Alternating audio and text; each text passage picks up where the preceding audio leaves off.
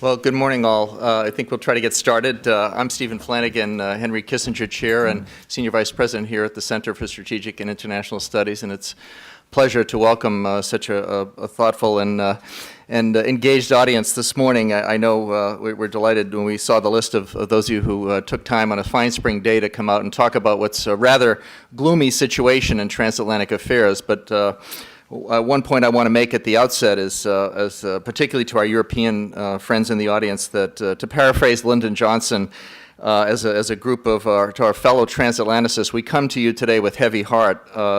We're not here to throw stones or lay blame or to add fuel to a new burden-sharing debate, but we want to talk about how we all work through this period of difficult fiscal situation in defense and foreign assistance, and how the transatlantic relationship can survive the new austerity. So we're delighted to have this opportunity to discuss with you, and with also, of course, a number of our American friends and colleagues, the findings of our report, A Diminished Transatlantic Partnership, ? And I underscore the question mark. We're not saying it's inevitable, but the bottom, the secondary title suggests that this is the challenge we've got to deal with. So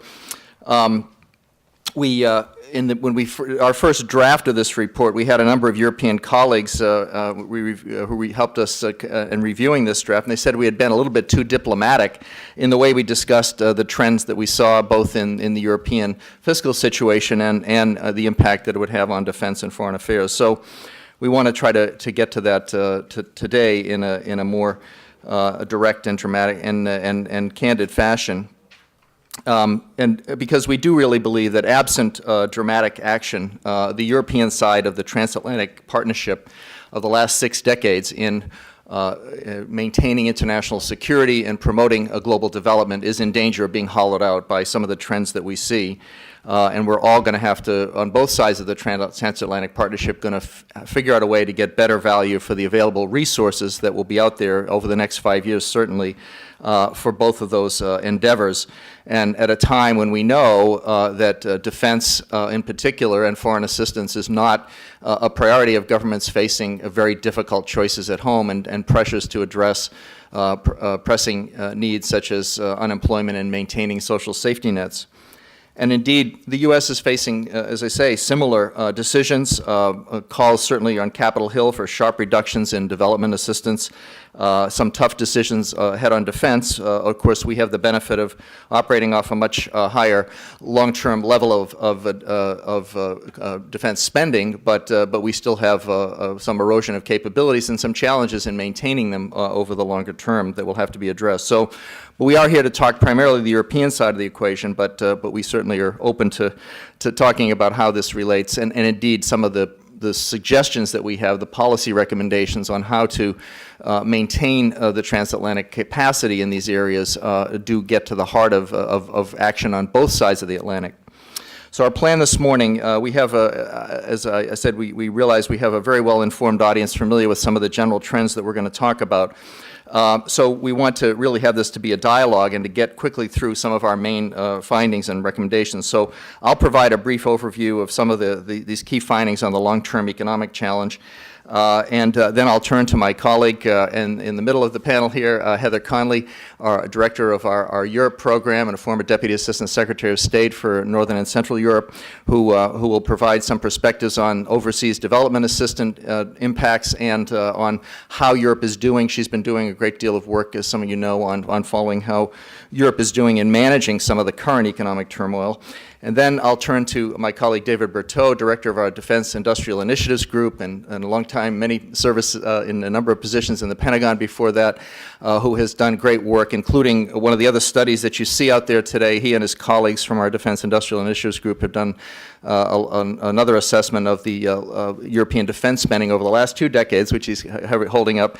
That also is out there available, and that report was written before the fiscal crisis, so we have more copies of that to give out. We only had, reflecting the new austerity, we only have copies of the executive summary of the current report to give out, but it is available on our website. To the whole group. So, and then I'll turn and come back to defense capabilities and some of the impact on some of the proposals that we have for how do we mitigate the impact of the financial crisis. So one of the things we looked at, and it was sort of looking at the economic and political context, was what is the impact of the financial crisis and the subsequent European sovereign debt crisis on the overall capacity, and what were the longer-term economic trends, and how, and again, we're talking in broad brush about Europe as a whole, the EU 27 in particular, when we're talking economics here, but what we've seen is sort of the big headline trend is that the good news at some level is that the cuts in defense and even more so in foreign assistance over the past 2 years since the onset of the crisis have not overall been as deep as some had feared, and indeed not nearly as deep as some of the cuts in other discretionary spending in European countries. So defense and foreign assistance even more so has been, as our British friends would say, ring-fenced a bit from some of the more heavier or closer haircuts. But the fact is, I think this is not sustainable, and we're seeing it already in some of the discussions that's underway. And even, again, we're talking broad brush about Europe as 27 here. It differs in various countries. But over the next 5 years, we think that capabilities in the defense area are definitely going to decline off a base that reflects 2 decades of underinvestment that's documented in the earlier Defense Industrial Initiatives Group report. That ambitious foreign assistance plans are going to be trimmed, and Europe's level of ambition in the world is going to be tempered by demands of getting its economic and political house in order. And the public discontent, the protests that we see in Greece and Spain, even in the UK over cuts to the NHS and to education, I think is a sign of the kind of political challenges that governments are going to face in Europe in maintaining commitments to defense and foreign assistance. Now, just some quick headlines on the longer-term trends, and I want to get Heather up here to talk about development assistance. But what we looked at, with the exception of Heather and maybe David a little bit more, I'm certainly no economist, but we looked at some of the long-term trends here and some of the best projections of all of the key analytic, the key analyses of longer-term defense, of longer-term economic situation. And what we found was that most of these, the EU 27 is going to experience an average annual growth rate about 1.5% through 2013, with a continuing risk of a double-dip recession and weak growth by historical standards out to at least 2015. So the sense of the new normal, if you will, is going to be very, very modest growth. And of course, there are some exceptions. Germany and others. Turkey, of course, is doing better than that. But others, as a whole, this is going to be a problem. And of course, mounting debt. Heather will talk a little bit about this. But mounting debt, which could grow from about 80% of gross domestic product in 2010 to more than 100% of GDP by 2015, without difficult policy challenges. And there are these other longer-term macroeconomic imbalances that we're going to see, large output gaps, high unemployment, and wide fiscal deficits, and the need to exit from exceptionally loose monetary policy. Now, one of the other things that the economic analysis suggests is that even if there is a near-term and effective solution to the current sovereign debt crisis, Europe's implicit debts, that is to say the cost of maintaining the social safety net of an aging population and many other costs are going to be quite difficult, and in terms of what the even growth potential is. Some of this is due to demographic trends, which are going to increase the ratio of taxpayers to pensioners to taxpayers. It's going to lead to a sustainability gap. So aside from the current demands, we're going to see growing, limited resources to support an aging population, and such that the GDP potential growth of the EU 27 in the further out period, out to 2020, is likely to see a fall from what was been projected at about 2.4% to about 1.7% in the following 2 decades. So I think that you see that we're going to see this continuing constraint absent some other adjustments in policy. So that is the overall economic and political context in which we now will look at how is this impacting overseas development, official development assistance, and defense industry. I'll turn first to Heather, and then David will come up and talk about the defense industry. So thank you. Thank you, Steve. Good morning, everyone. I want to just have a personal note, what a pleasure it has been to work on this project and to have an opportunity to work with David and Steve. And this truly is a story that we're just at the beginning of. So I hope this report and some of our comments help provide a frame of reference for the story that we're going to have to watch really closely over the next several months to next several years. Just a very, very brief comment on just sort of the snapshot of this morning's news that we're seeing that the 10-year yield on the Greek bond and difference to the German Bund is now at a record high. We're seeing pressure on bond yields on Spain's debt, Portuguese, Irish debt. Typically how Europe has addressed these types of significant challenges is the muddle through challenge, which means try to wait it out, try to work through the problem. That strategy for Europe with regard to the sovereign debt crisis is closing rapidly. So we're at that moment, that fork at the road, if you will, whether this crisis is going to serve as an opportunity for a quantum leap in integration for both fiscal union and a stronger economic union, or we're going to see the potential for the rollback of the integration project. And I can't begin to tell you, and my colleagues, my apologies, they hear me say this every single day, this crisis is the defining and shaping event for Europe, how it projects its power and its own internal development. So this project in many respects is extremely important to understanding Europe and understanding the implications for the transatlantic relationship. But turning to overseas development assistance, official development assistance, I have to tell you the story right now is good. And I want to assure you that Europe's soft power, its ODA, is truly its power. And I don't usually like to use PowerPoint, but I thought that the numbers here help shape the story. So I'm going to go a little bit into the numbers and then talk a bit about the methodology of how we looked inside Europe to see what's going on with the austerity measures, how it's affecting overseas development assistance. So if you just take a quick look at my first graph, the power here. European totals for official development assistance, 80.8 billion. That's 67% of the entire total. These are OECD figures from the Development Assistance Committee. The U.S., in contrast, is 28 billion, which is only 23%. So this is Europe's very strong leadership and power. And I want you to also see from institutional to member state. While the EU, the Commission as an institution, is a strong provider of assistance, you see where the strength really comes from the member states. And again, you see some pretty significant totals there. So great strength and power. Now let's dig a little deeply into the individual member state contribution. And again, there was some method to our madness here. What I wanted to do as we jumped into the numbers was divide into three groups. I wanted to look at the impact on the periphery. So the country I chose to look at was Ireland. I could have chosen Portugal. I could have chosen potentially Greece. But I want to take a look at Ireland. When we did our report, we only had the benefit of the 2009 OECD numbers. Subsequently, the 2010 numbers came out. You're not seeing an extraordinary amount of difference in Ireland. I will kind of come back to what's going on underneath those numbers. But look at Spain. Portugal hasn't changed, but I think in part because 70% of Portuguese ODA is tied aid.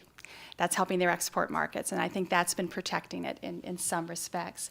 You look at the UK, an increase, Germany, an increase, and then the Netherlands and Poland. So I grouped them. I looked at the periphery, I looked at the core Europe, meaning UK and Germany, and then I looked at what I'm calling the outliers, which was looking at some different things going on in the ODA community. Poland was not dramatically affected by the economic crisis initially. 2009, it actually had positive growth. In the Netherlands, there's been some interesting coalition politics that have gone into driving some of the future policies. But I just wanted to give you a sense of diving into those numbers.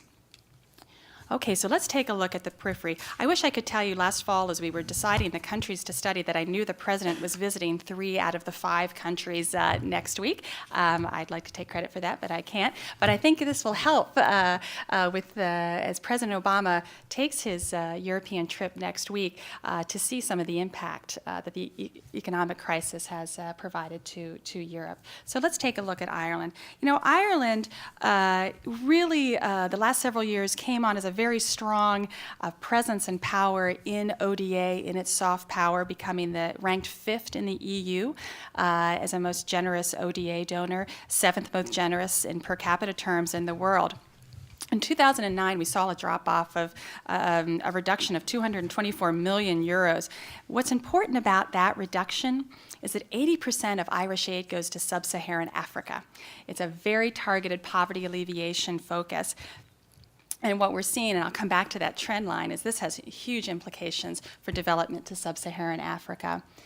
Foreign aid was very popular in Ireland. It absolutely held strong public opinion in surveys. What we're seeing since the imposition of the austerity measures, that's starting to decline. People are having to make choices, and that overarching and overwhelming sense of generosity is starting to become under some challenge. And I think that's something also for us to watch as a trend line across Europe. So again, we are seeing a diminishment. We're going to have to watch next year's budget, obviously, as the austerity measures really come into play. So that's just an example of what we're seeing in the periphery. Let's go to core. And, you know, obviously the UK is the standard bearer for ODA, and DFID has been exemplary. The UK has tripled its ODA in real terms. It's the 4th largest aid donor. It is actually, when the UK announced its comprehensive spending review, one of the 2 things that were ring-fenced was DFID, as well as some protection of the National Health Service. Now, you have to look into that, though. DFID was protected, and in fact increased its budget by 35%, at the same time decreasing administrative costs by 33%. So they're doing more, but they're significantly reducing administrative oversight. And I think, again, you'll see that trending here in Washington. It's going to be trending across the spectrum. We're also seeing some reprioritization and readjustments. The UK has established a commission to oversee and analyze current assistance, trying to get those efficiencies. They're reprioritizing. They're not funding aid programs to Russia and to China. We're seeing, again, a much greater focus on poverty alleviation and their Millennium Development Goals. So we're seeing leadership there, but you're seeing some changes within that dynamic. Now, I looked at Germany, obviously, because of its exceptional economic growth, seeing if that we're seeing some stronger benefits in Germany. In 2009, there was a 12% reduction in German aid. Some of that, Germany is now focusing more on providing loans, sort of reducing that grant debt relief. We saw some small increases in 2010 focusing on Afghanistan, the part of their assistance work there, and climate adaptation financing. What we're seeing across the board, Germany is failing to meet some of its commitments that it made at the G8 summit in 2005 in Glen Eagles, and it's certainly a percentage of a shortfall that we're seeing in the total EU contribution to its ODA. Like to see a little more focus, a little more vision for German assistance, and we're certainly not seeing where its economic leadership, its ODA leadership is falling behind that. Finally, my 2 outliers. We're not seeing an incredible amount of leadership from Poland in ODA, small increases, but it's focused on Afghanistan, where 30% of its ODA goes. We're looking at a concentration of its assistance on its neighbors, Belarus, Moldova, Ukraine, Georgia, the Eastern Partnership Initiative. And I think you're going to see, and this will probably be announced a lot next week when the President visits Warsaw, a lot of work on democracy promotion and seeing where Poland's niche value is democracy promotion. But you're not seeing, again, economically a burst for Poland, as you would think, because its economy is growing. And as a new member, not necessarily taking those important steps. Finally, the Netherlands. I chose the Netherlands because I was seeing some interesting behaviors based on the new coalition government. And while the Netherlands is a wonderful and strong ODA partner and contributor, we're seeing now that there is a reduction of 4.5% in its ODA. As part of the coalition agreement in 2010, it will reduce its foreign aid budget by €1 billion. It's seeking to expand the definition of its ODA. It wants to include peacekeeping. It wants to include its work in Afghanistan. And you're starting to see where some of the coalition developments, and this is the introduction of some of the Geert Wilders influence, is having an impact on ODA. Finally, some trends, and this is not going to be music to many of our AID colleagues' ears. We're seeing that there's going to be a significant decrease in the commitments that were previously made to sub-Saharan Africa. That's just an effect of both austerity and I think some existing trend lines. We're going to see a return to tide aid, where export markets for these countries are going to receive their ODA, and it's not necessarily targeting a poverty alleviation. We're going to expand the definition of ODA. We're going to demand efficiencies, great scrutiny over the aid that is provided. Loans are going to be increased and grant aid will be decreased, which will increase the debt burden for developing countries. And clearly we're going to see a huge need to coordinate. And one of the recommendations that came out of this report, and what we're seeing, the Obama administration announced after the US-EU Lisbon Summit in November, a US-EU coordination of assistance. I think next week in the UK there'll be some announcements about US-UK work on trying to coordinate this development assistance. So we're starting just to see the beginning of austerity. It's not going to have, it's going to be impactful this year and next year. We don't have the numbers to reflect that, but I think it speaks to greater coordination, and also how does the private sector, the role of the private sector development, play into this space. So it's an ongoing story, and I thank you very much, and with that I will turn to David. I was going to introduce you as offering the good news story today of that we have a finding of a healthy and diversified defense industrial base, but questions about declining demand. So, David, over to you. Thank you. Thank you very much. Like Heather, I would like to express my gratitude for the opportunity to have worked with my partners up here today. One of the elements of coming to a think tank is you can walk in with the illusion that it's actually easier to cooperate inside a nonprofit organization than it is inside a profit-making firm. It turns out that's actually not true, but if you work at it enough, you can do it, and it does have enormous benefits. I would also like to thank the work of my staff, both in terms of the project here and our contributions here and our broader European defense spending and defense trends activities. Guy Ben-Ari, who is my deputy in the Defense Industrial Initiatives Group, Roy Levy, Joachim Hofbauer, I think, is here. Greg Sanders, I think, is actually working on Afghanistan now and is not here today, because it turns out Europe is not the only problem we have on the planet. I'm particularly reminded of back when I was a government civil servant and I was first emerging from living paycheck to paycheck, and somebody asked me about my investments, and I said, well, that's easy. All of my investments are in debt. At the time, I meant it as a joke, but it turns out the economic reality of the day is almost everybody else is in the same boat now. And I think that if we measure the future by post-crisis Europe, it's a very interesting way of thinking about it. I'm going to limit my remarks to the section of our report which is largely constituted in Chapter 4 and a little bit of Chapter 5. That's pages 9 and 10 in your executive summary. And give you a couple of summary comments and then talk a little bit about what we might extrapolate that from where it's going. Defense spending, of course, in Europe is down over the last decade. That's obvious to everybody. We've documented it pretty thoroughly.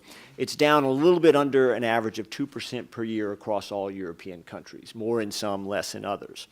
But intriguingly, of course, the spending per soldier, and here I use the word soldier as multi-service and multi-named, if you will, is actually up. Because over the last decade, force structure has come down faster than spending has come down. And that's actually an astonishing phenomenon. I wish I could say that this is according to somebody's plan, It's not. It's just what happened, all right? And actually, interestingly enough, there's opportunity for that to continue in the aggregate, but not in most countries, because there are a few places where force structure is still probably excessive to any future use or threat. And so there's an opportunity for additional force structure reductions.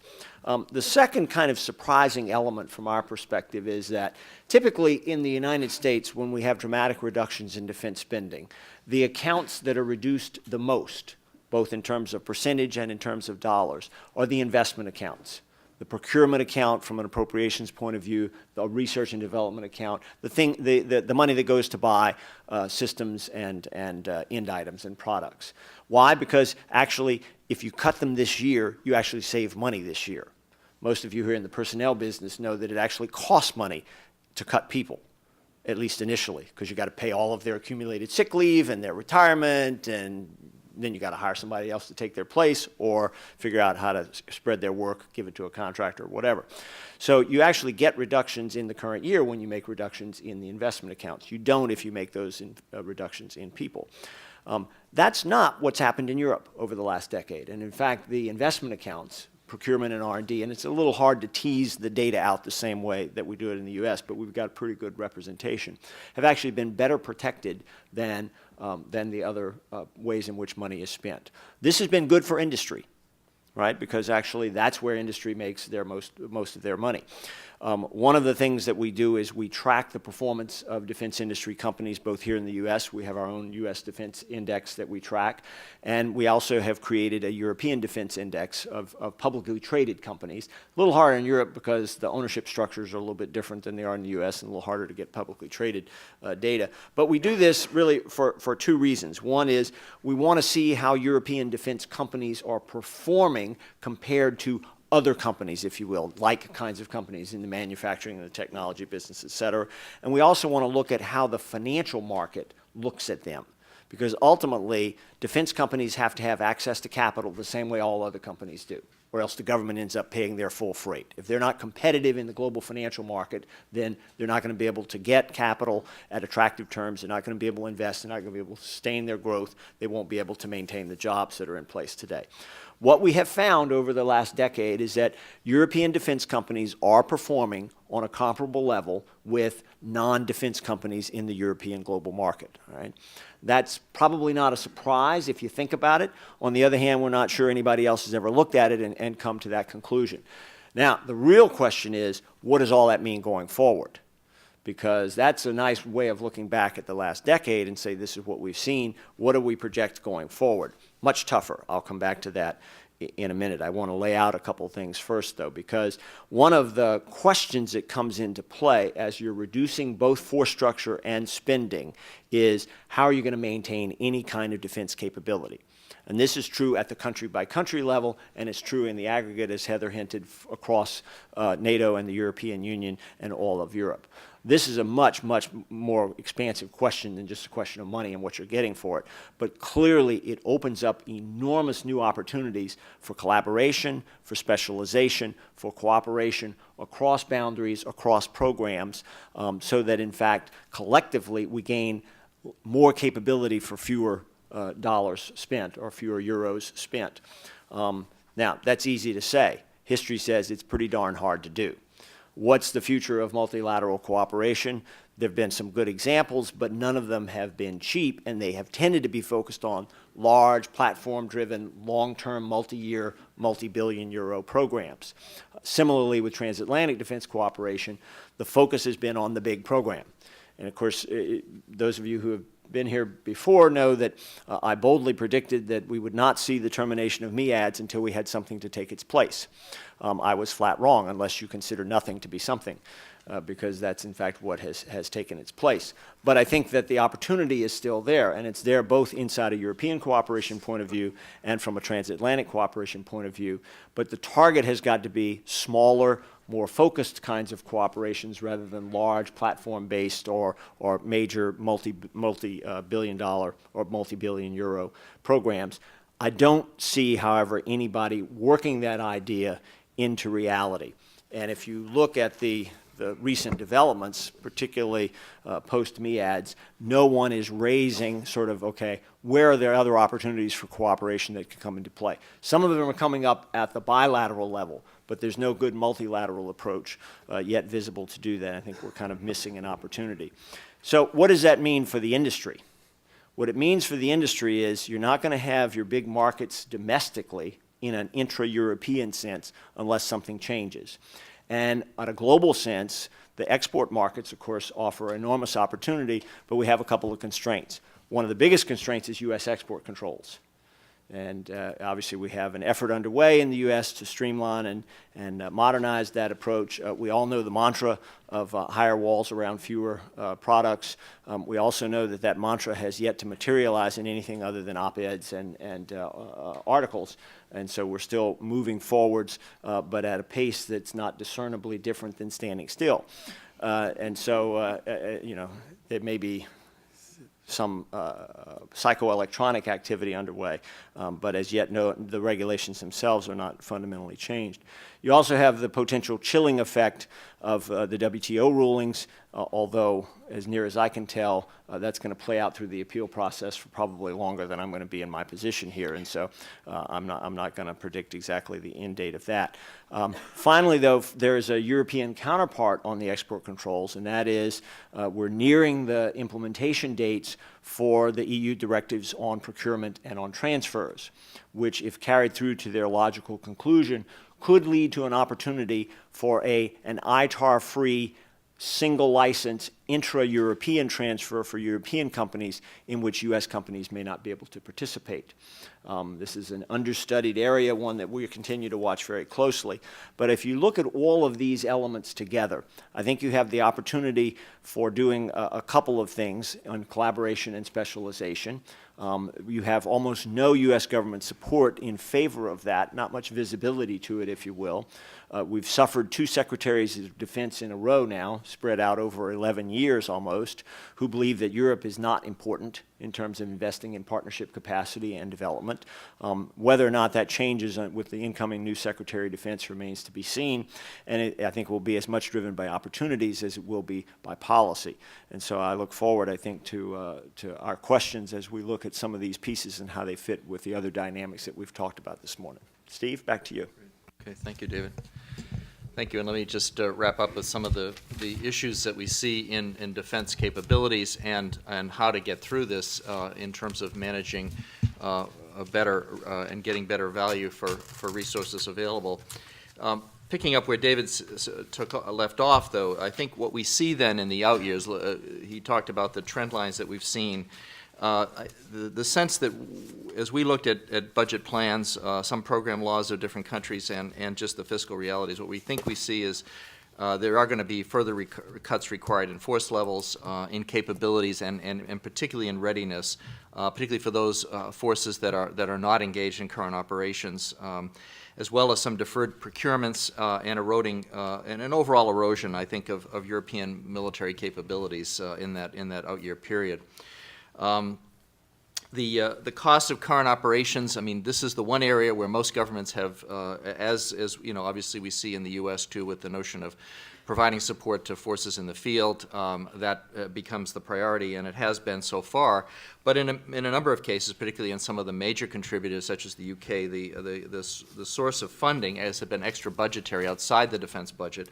That's been good news at some level because, of course, it has taken that some of that burden off of already, but defense budgets feeling a great deal of pressure. But how long that extra budgetary funding can be maintained is questionable. The UK has certainly has said very explicitly that it's the current coalition has maintained its commitment to the 2014 end of the transition period to Afghan lead and security. But a number of other countries certainly that kind of level of commitment and the ability to sustain the operations, particularly those countries that are paying for current operations, not only, of course, now Afghanistan, but also Libya, out of defense budgets, is taking its toll, and we already see some of the limitations. Some forces complaining that they're having shortages in Libya of munitions, particularly of costly precision strike munitions, difficulty maintaining the operational tempo, both of air and naval forces in the region. So again, we're talking a very broad brush, but I think this is some of the challenge that we're going to see. Now, Afghanistan, of course, has been transformative, and I think we shouldn't overlook the fact that European forces and Canadian forces have been really transformed by their experience in Afghanistan. They become more expeditionary. Their level of readiness of those forces that have been deployed there, and they tend to be the same forces or same units deployed time and time again, have seen their training and capabilities really develop. But for those other forces that are not going to be involved in those future current operations, both Afghanistan through, say, 2014, 2015, and whatever other operations NATO will be and other European countries will be engaged in with the United States, we're probably going to see the readiness and capacity of some of those secondary forces, the less ready forces, to continue to erode, and particularly in the area of reduced training costs for pilots and for other aspects of field exercises and other things that will maintain those capabilities. And certainly we see a growing interest among European governments for, if you look at various white papers, certainly Afghanistan has been a strain on all of the contributing states. Much more emphasis on crisis management, on operations that have clear in and out strategies and that have very explicit sort of timelines about exit dates. And not some, open-ended and the fear of mission creep, which of course has taken its toll. We also think that the fiscal constraints, when you look at the impact on NATO, both the Lisbon Summit capabilities package and looking towards any kind of initiative in the 2012 NATO Summit on capabilities, I think there's a great deal of uncertainty about how much of those capabilities can be realized. I think it was telling that, of course, even the fact that it was called a capabilities package and not a commitment, in the end of the day, was a sign of uncertainty about how much of it could truly be realized. And I think also in missile defense, there's a great deal of uncertainty about what part of the cost European governments are prepared to provide for the development of a comprehensive NATO missile defense system. Now we focus on the capabilities of the three most capable European NATO allies, the UK, France, and Germany. And what they do will be determinant. These three, of course, represent about 65% of all defense expenditure in NATO Europe and about 88% of research and technology investment.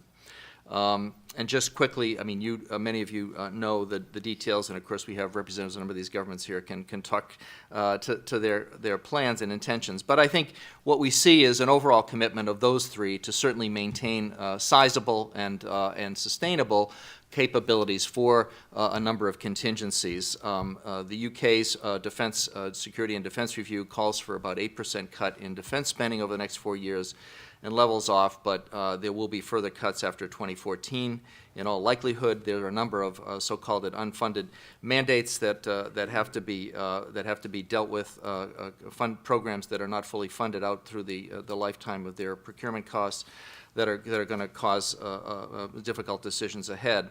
But that said, and the UK is made a commitment that it will be able to have the capability to be the lead nation in a coalition or a NATO-led operation, and maintaining a self-sustaining brigade of force of about size of about 6,500 soldiers, capable of being deployed anywhere in the world and sustained indefinitely.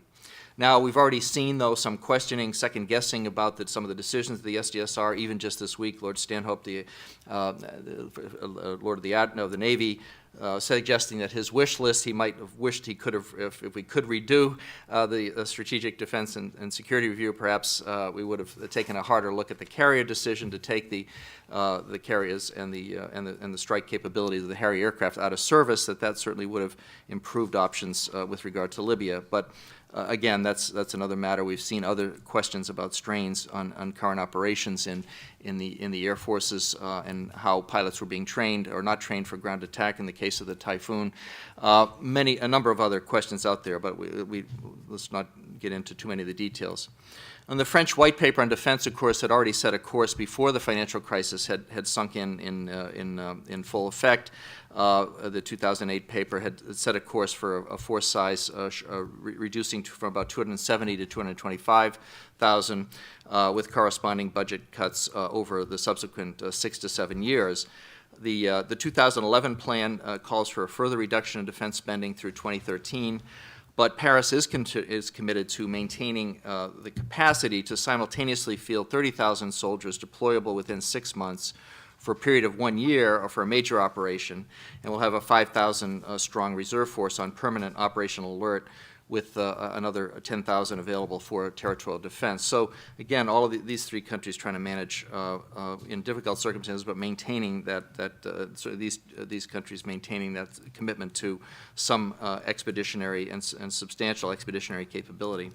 Now in Germany, of course, just this week, Foreign Defense Minister de Maizière has just come forward with the final assessment after a number of internal German reviews of their defense planning, including the calls for an abolishment of conscription and a cut in troop levels from about 250,000 to a maximum of about 185,000. There would be 170,000 professionals plus a number of reservists, with a 5,000 to 15,000 maximum of short-term volunteers who would come in for a period of 12 to 24 months. Now, I think there was some good currents and maybe some post-Libya reconsideration in some of the rhetoric surrounding the release of de Maizière's report. The quote I thought was very telling: "Prosperity brings responsibility, and that Germany needs to take greater responsibility to consider interests that require engagement and the consequences of not engaging." And I thought that was very telling.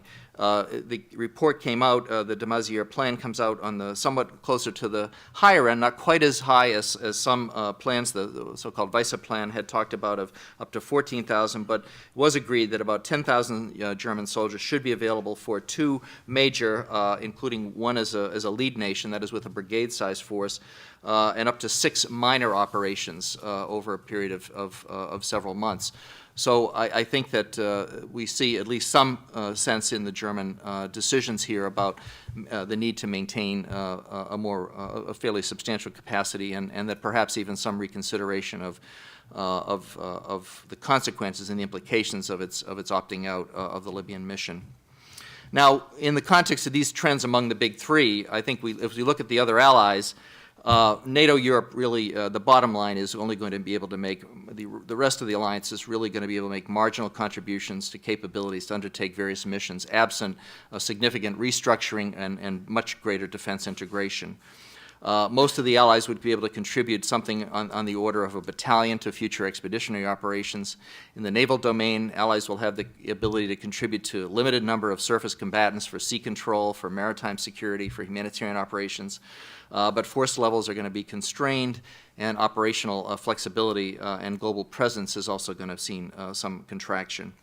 Air forces are going to be constrained by shrinking fleets, reduced pilot training, and tightened budgets that will also constrain sustained combat operations. And again, as I said, we are seeing this in spades in the context of the Libyan Operation Unified Protector. So just quickly, some of the highlights of our suggestions on how do we get through this in the defense area. One concern we found is that it strikes us that most European governments are pursuing defense reforms and reductions on a purely national basis, driven largely by resource constraints with little or no reference to NATO or EU obligations. And some of these plans, indeed, a number of the reviews were undertaken well before even the new NATO strategic concept was adopted. The NATO defense planning process has been reformed and revised to try to become more effective in managing some of these, but many say that it's not quite the right mechanism, it's too slow, and besides, a lot of allies have usually used the process to justify national decisions. Secretary General Rasmussen has talked about the need to have so-called smart defense to make sure that we're both getting maximum value for available resources, but also to ensure that, he's used the term, the coherence of the overall residual capability that's going to be out there. And I think that's really the key question that we see, and the whole question of can we adapt perhaps the NATO defense planning project, not to set up a new long-term defense plan or other kinds of capabilities commitments, but do we need to augment the traditional planning process and include a mechanism that would ensure that there is some greater reference to the out-year forces and how they're going to work together? How do they complement or not complement one another? And this, I think, is relevant also to the way the U.S. relates to a number of European defense cooperation initiatives that are underway outside of NATO. Now, Allied Command Transformation is underway, has underway a process of looking at synchronizing and developing capabilities for multinational capability development, pooling and sharing of capabilities, looking for opportunities in role specialization and other things that have been tried with some success, and I think that's all to the good. But we are going to have to recognize that these cooperations have to take into account a great deal of differing capabilities and goals and requirements within all of these nations. But there are some plans out there that I think merit some real attention and some support, including from the United States. Now, of course, the Anglo-French Defense Cooperation Treaty of 2010, I think, was an important step, one that certainly has been welcomed by the U.S. government. I think provides a real opportunity to ensure the sustainability and capability of both those governments in the long term as they maintain capabilities and complementarity. And it is very much reflective of just that goal I was saying, that these two governments are looking at how their two forces will fit together. The British, indeed, of course, adapting their plans about the carrier to have interoperability with the French in the longer term, to go to the through-deck version of the Joint Strike Fighter in the long term rather than the short takeoff version. So I think this is a kind of a step that has been welcomed, could be encouraged. But I think the U.S. should be more actively engaged in that discussion, because what these two countries do clearly is going to have a big impact both on what other European allies do and also on permanent structured cooperation within the EU. There are a number of other initiatives out there in various regional groupings, and I think that they tend to show the most promise. Cooperation among the Nordic Baltic states, the Visegrad. The Poles have just announced in the last few days a commitment of a new battle group that would be a Visegrad battle group. The Weimar group in France and Poland and Germany, working together in a number of other areas trying to shape European contributions to this. And I think all of these are to be commended, and that also we need to look at how they fit together within overall NATO capabilities.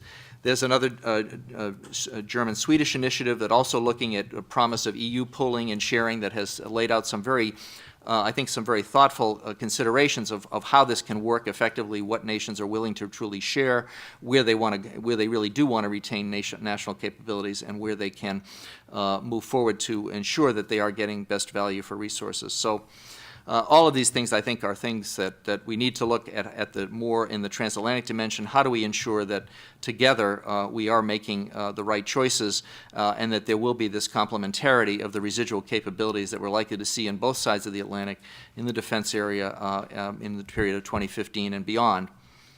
But that said, I think our bottom line is that with a healthy defense industrial base, a cadre of operationally experienced and effective forces, and its status continuing as a leader in soft power, the prospect of still some recovery after some difficult period of austerity, Europe has the tools required to play a larger role in world affairs.